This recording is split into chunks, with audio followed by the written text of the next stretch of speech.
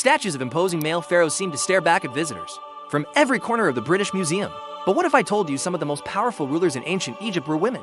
Welcome to my channel.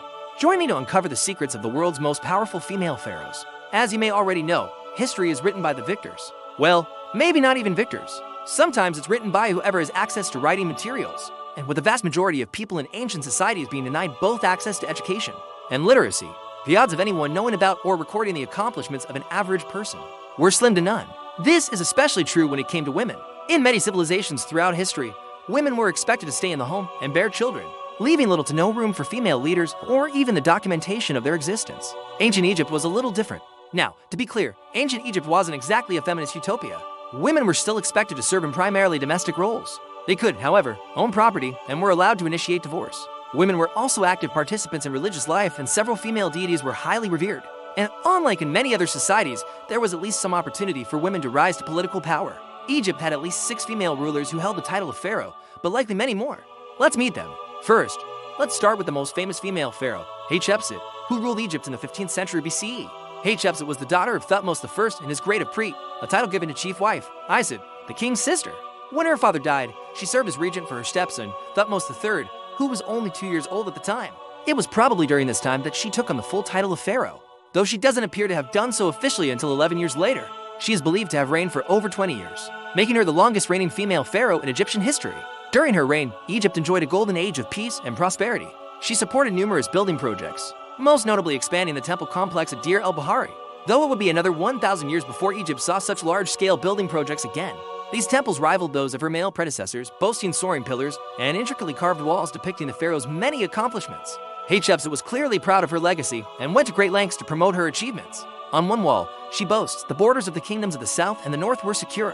Everything which was in the palace stores was transported to the temple of Karnak each day. No kind of work was neglected. The palace officials were strengthened. The workers, those who were fatigued, were given rest. Although she didn't shy away from promoting herself, she also made sure to highlight her connection to the divine. One wall boasts, hereditary princess, great Apret, great of praises, king's daughter, Hatshepsut, may live forever, born of the flesh of Ra, whom man had brought forth, whom Ra had loved, whom Nut had conceived, whom the Aeneid had borne, whom the two lands had welcomed. Her name resounds in the hearts of all who live. All lands are tranquil. They bring tribute and gold, bringing it forth from the hecatombs, which they slay for her. As you can see, she firmly establishes her lineage from the royal line of gods and asserts her legitimacy. As pharaoh, Hatshepsut wasn't the only female ruler to do this. Several of Egypt's female pharaohs justified their rule through their connection to the divine. However, none seemed to take quite such pains to establish their legitimacy as Sobekneferu, the first female pharaoh confirmed by history. History, unfortunately, doesn't tell us much about her life, though scholars believe that she was the daughter of Amenemhat III. When her father died, she became the new pharaoh after briefly serving as regent. She ruled at the end of the 12th dynasty, which had lasted nearly 2 centuries. During her reign, she worked hard to maintain the stability of the kingdom. Her mortuary temple boasted, she subdued the Helot rebellions in the north and pacified the south where the lords were plotting treason. She also promoted trade and built several new projects, including a beautiful temple at Menem, which featured an artificial lake.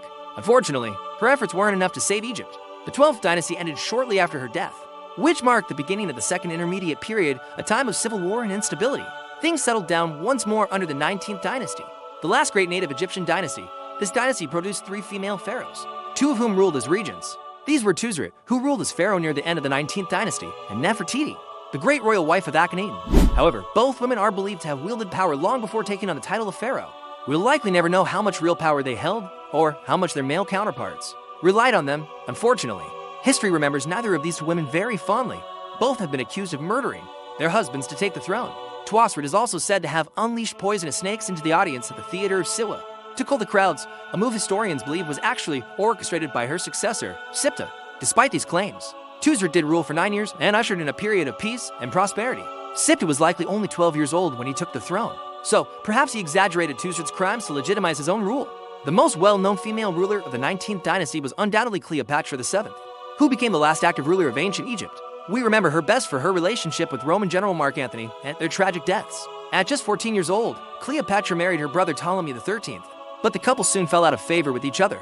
After Cleopatra successfully fled to Rome, Ptolemy declared her dead and assumed sole control of Egypt. After 4 years, Cleopatra returned to Egypt with her new lover, Mark Antony. Together, they defeated Ptolemy, ending the civil war and reuniting the country.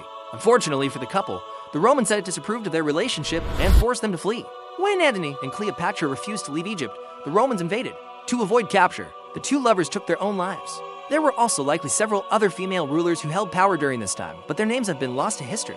It seems that whenever a woman gained power, she was labeled a villain or a seductress. The records of male pharaohs often claimed that women had usurped their authority and caused great chaos, destroying any record of the women's actual accomplishments. However, female rulers weren't entirely without precedent, even in predominantly male societies like ancient Egypt. The male pharaohs couldn't claim total power.